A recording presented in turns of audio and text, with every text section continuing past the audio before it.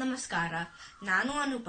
ಜ್ಞಾಪಕ ಇದೆಯಾ, ನಾನು ಅರುಣಾಸ್ ಟ್ರಾವೆಲ್ಸ್ ಅಂತ ಒಂದು ಪುಸ್ತಕ ಓದಿದ್ದೆ. ಅದರ ಬಗ್ಗೆ ಒಂದು ರಿವ್ಯೂ ಮಾಡಿದ್ದೆ.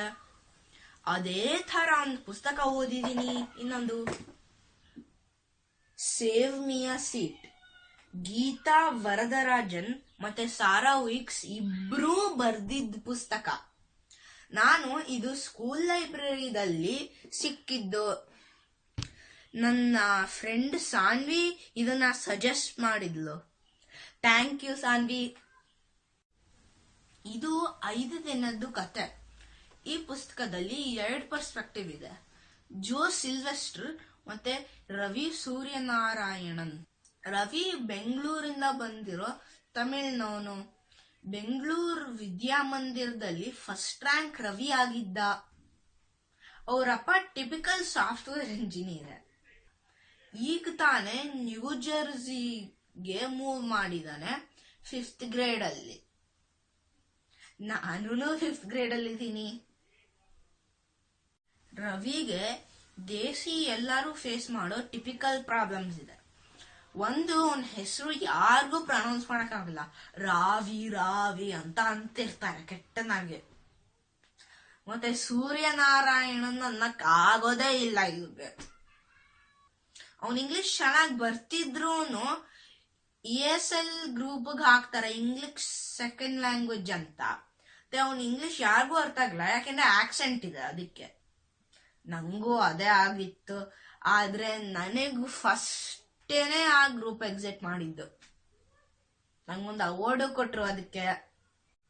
ಮತ್ತೆ ಅವನು ಕ್ರಿಸ್ಪ್ ಐರನ್ ಮಾಡಿರೋ ವೈಟ್ ಬಟನ್ ಶರ್ಟ್ ಹಾಕೊಂಡ್ಬಿಟ್ಟು ಮತ್ತೆ ಬೆಳಗ್ಗೆ ಯಾವಾಗ್ಲೂ ಕೊಬ್ಬರಿ ಎಣ್ಣೆ ಹಚ್ಕೊಂಡು ಹೋಗ್ತಾನೆ ಸ್ಕೂಲ್ಗೆ. ಟೀಚರ್ ಹೆಸರು ಕಳ್ದಾಗ ಹಿಂಗೆ ನಿಂತ್ಕೊಂಡು ಎಸ್ ಮ್ಯಾಮ್ ಅಂತ ಅನ್ನೋದೆಲ್ಲ ಈ ಬಿಳಿ ಮಕ್ಳಿಗೆಲ್ಲ ವಿಚಿತ್ರ ಅನ್ಸತ್ತೆ. ಒಂದಿನ ಟೀಚರ್ ಇಂಪ್ರೆಸ್ ಮಾಡಕ್ಕೆ ವೇದಿಕ್ ಮ್ಯಾಥ್ಸ್ ತೋರಿಸ್ತಾನೆ. ತುಂಬಾ ಚೆನ್ನಾಗಿ ಮಾಡ್ತಾನೆ. ಬಟ್ ಟೀಚರ್ಗೆ ಇಂಪ್ರೆಸ್ ಆಗಲ್ಲ, ಯಾಕಂದ್ರೆ ಟೀಚರ್ಗೆ ಅರ್ಥ ಆಗಲ್ಲ ಅಂತ. ಮತ್ತೆ ಇವನ್ ತುಂಬಾ ಇನ್ಸಲ್ಟ್ ಆಗುತ್ತೆ. ಮತ್ತೆ ಇವನ್ ಕೂತ್ಕೋತಾನೆ ಸೀಟಿಗೆ. ಇವನೊಂದು ಬ್ರಾಹ್ಮಣ ಆಗಿದ್ದಾನೆ. ಸೊ ಅವನ್ ಅಜ್ಜಿಗೆ ತುಂಬಾ ಭಯ ದಟ್ ಎಲ್ಲರೂ ಮಾಂಸ ಮಾತ್ರ ಹಾಕಿರ್ತಾರೆ. ಮತ್ತೆ ಅವಳಂತಾರೆ ಅವ್ರದ್ ಸ್ಯಾಲಡ್ ಅಲ್ಲೂ ಮಾಂಸ ಇರತ್ತೆ ಅಂತ. ಈ ಪುಸ್ತಕದಲ್ಲಿ ತುಂಬಾ ಸ್ಟೀರಿಯೋಟೈಪ್ ಇದೆ ಅನ್ಸಿದೆ. ಒಂದು, ಎಲ್ಲ ದೇಸಿ ಹುಡುಗರು ಬಂದಾಗ ಹುಡುಗಿರುನು ಎಲ್ಲಾರು ವಿಚಿತ್ರ ವಿಚಿತ್ರ ಅನ್ಕೋತಾರೆ. ನಾನ್ ನೋಡಿರೋ ಹಂಗೆ ಯಾರು ನನ್ ಕ್ಲಾಸಲ್ಲಿ ಹಂಗ ಅನ್ಕೊಳಲ್ಲ. ಇವ್ರು ಕೇರೆ ಮಾಡಲ್ಲ, ಇಲ್ಲ ಇಂಟ್ರೆಸ್ಟ್ ಇಂದ ನೋಡ್ತಾರೆ. ಅಲ್ದೆ ಅಮೆರಿಕದಲ್ಲಿ ತುಂಬಾ ತುಂಬಾ ಬಿಳಿ ಜನರು ಇದೆ ಅಂತ ತುಂಬಾ ಪುಸ್ತಕದಲ್ಲಿ ಬರೀತಾರೆ. ಆದ್ರೆ ಅದ್ ನಿಜ ಇಲ್ಲ. ಈಗಿನ ಕಾಲದಲ್ಲೂ ತುಂಬಾ ಮಿಕ್ಸೆಡ್ ಪಾಪ್ಯುಲೇಷನ್ಗಳಿರುತ್ತೆ. ದೇಸಿಗಳು, ಚಿಂಕಿಗಳು, ಮಕ್ಕುಗಳು ಮತ್ತೆ ಆತರ ಬೇರೆ ಬೇರೆ ಜನರು ಇರ್ತಾರೆ ಈ ದೇಶದಲ್ಲಿ. ಮತ್ತೆ ಇನ್ನೊಂದು ಸ್ಟೀರಿಯೋ ಟೈಪ್ ಅಂದ್ರೆ ತುಂಬಾ ಬುಲ್ಲಿಂಗ್ ಇರತ್ತೆ ಎಲ್ಲಾ ಪುಸ್ತಕದಲ್ಲೂ. ನಾನ್ ನೋಡಿರೋ ಹಂಗೆ ಯಾರು ಅಷ್ಟ್ ಕೆಟ್ಟನಾಗಿ ಬುಲ್ಲಿ ಮಾಡಲ್ಲ. ಮತ್ತೆ ಈ ಪುಸ್ತಕದಲ್ಲಿ ಎಷ್ಟು ಕೆಟ್ಟನಾಗಿ ಬುಲ್ಲಿ ಮಾಡ್ತಾರೆ ಇವನು, ದಟ್ ಆಬ್ವಿಯಸ್ಲಿ ಇವರು ಹಿಡಿದ್ಬಿಟ್ಟು ಪನಿಷ್ ಮಾಡೋ ಹಂಗಿರತ್ತೆ. ಆದ್ರೆ ಇವನೆಷ್ಟು ಕೆಟ್ಟ ವರ್ಷ ಮಾಡಿರೋನು ಯಾರಿಗೂ ನೋಟಿಸ್ ಆಗಲ್ಲ. ಆತರ ನಾನು ಎಲ್ಲೂ ನೋಡಿಲ್ಲ. ಒಂದೊಂದ್ಸಲಿ ನಂಗೆ ಅನ್ಸುತ್ತೆ ದಟ್ ಈ ಐಡಿಯಾ ಹುಟ್ಟಿಸಬಹುದು, ಚಿಕ್ಕ ಮಕ್ಳು ತಲೆದಲ್ಲಿ ಬುಲಿ ಮತ್ತೆ ಮಾಡಿಸಬಹುದು ಈ ಪುಸ್ತಕದಿಂದ. ಇನ್ನೊಂದ್ ಟೈಪ್ ಅಂದ್ರೆ ಎಲ್ಲಾರು ಅಂತಾರೆ ಲಂಚ್ ಫುಡ್ ಕೆಟ್ಟದಾಗಿದೆ, ಯಾರು ಆಕ್ಚುಲಿ ಲಂಚ್ ಫುಡ್ ತಿಂತಾರೆ ಅಂತ. ಬಟ್ ಎಲ್ಲಾರು ನನ್ ಸ್ಕೂಲ್ ಗೊತ್ತಿರೋರೆ 50% ಲಂಚ್ ಫುಡ್ ತಗೋತಾರೆ. ಇನ್ನೊಂದು, ವೆಜಿಟಬಲ್ ಫ್ರೂಟ್ ಯಾರು ತಿನ್ನಲ್ಲ ಅಂತ ಯಾರು ಹಂಗ ಅನ್ಕೊಳಲ್ಲ. ನಂಗೆ ಗೊತ್ತಿರೋರು ಎಲ್ಲಾರ್ಗು ನ್ಯೂಟ್ರಲ್ ಇರ್ತಾರೆ.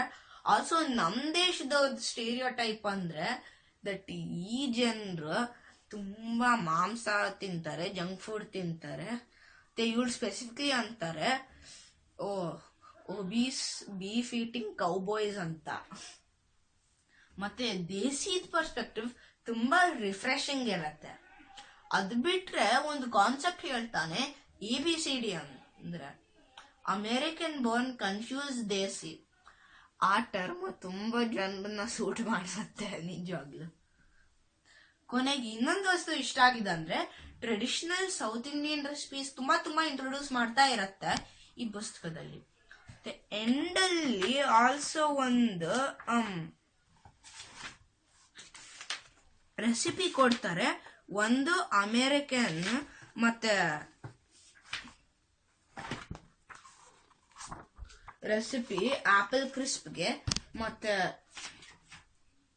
ನಾನ್ ಖಟಾಯಿಗೆ ಇನ್ನೊಂದು ರೆಸಿಪಿ ಕೊಡ್ತಾರೆ ಇಲ್ಲಿ. ತುಂಬಾ ಚೆನ್ನಾಗಿದೆ. ನಾನು ಅಮ್ಮನ್ ಕೇಳ್ತೀನಿ ಟ್ರೈ ಮಾಡಕ್ಕೆ ಇವನ್ನ. ಕೊನೆಗೆ ಹೇಳ್ಬೇಕಾಗಿರೋದಂದ್ರೆ ಈ ಪುಸ್ತಕ ತುಂಬಾ ಚೆನ್ನಾಗಿದೆ, ನೀವು ಓದಿರಿ. ಧನ್ಯವಾದಗಳು. ಬೇರೆ ಪುಸ್ತಕಗೆ ಸಿಗೋಣ.